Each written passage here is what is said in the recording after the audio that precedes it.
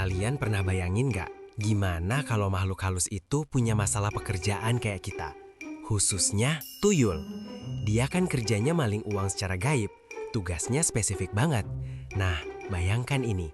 Tuyul ini tiba-tiba ngajuin surat resign karena disuruh majikannya ngurusin stok dan live selling di TikTok Shop.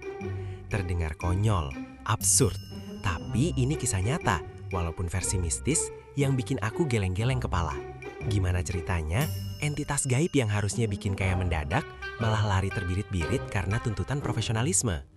Halo teman-teman semua, semoga hari kalian cerah ya, meskipun kita mau bahas sesuatu yang agak gelap tapi kocak.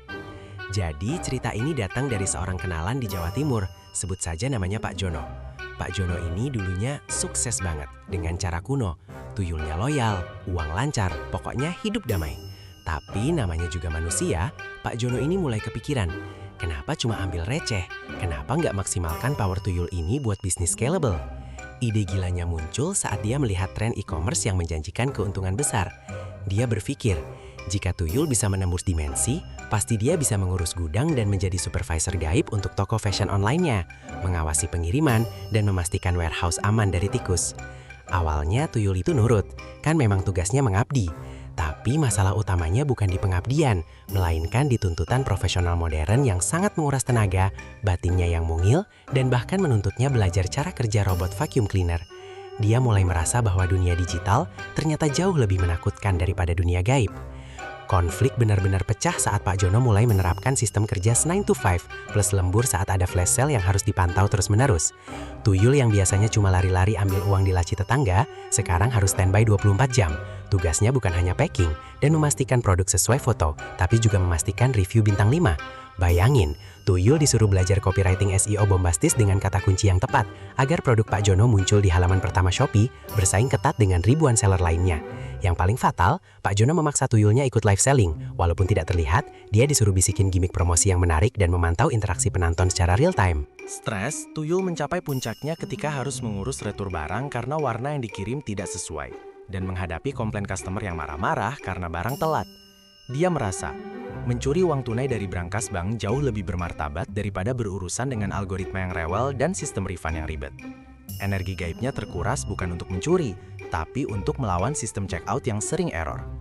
Puncaknya terjadi malam Jumat Kliwon, saat tuyul itu seharusnya menyiapkan stok opname untuk campaign 12.12 dan melakukan riset produk kompetitor. Pak Jono menemukan kotak sesajen kosong dan di atasnya ada secari kertas, tulisannya agak miring dan terbuat dari daun pisang kering yang intinya adalah surat pengunduran diri. Tuyul itu menulis bahwa dia lebih memilih kembali ke alam gaib di mana tujuannya jelas, mencuri uang secara langsung tanpa harus memikirkan logistik, customer retention, atau biaya iklan berbayar yang tak kunjung balik modal. Dia merasa pekerjaan modern ini terlalu ruwet, menuntut analisis data yang tinggi, dan tidak sesuai dengan job deskripsi leluhurnya yang hanya fokus pada pencurian tunai skala kecil. Bayangkan, entitas gaib yang seharusnya membantu kaya mendadak malah jadi korban burnout parah karena tuntutan e-commerce. Pak Jono akhirnya kapok. Uangnya hilang, tuyulnya kabur karena terlalu lelah kerja, dan toko online-nya pun bangkrut karena adminnya cuma manusia biasa yang nggak bisa tembus tembok. Ini pelajaran besar buat kita semua teman-teman. Bahkan tuyul pun tahu batasnya antara kekayaan instan dan perbudakan profesional yang berkedok bisnis. Gimana menurut kalian? Kira-kira kalau kalian jadi tuyul itu, kalian mending curi uang atau jadi dropshipper yang dituntut target harian? Coba banget komen di bawah, aku pengen tahu pendapat kocak kalian.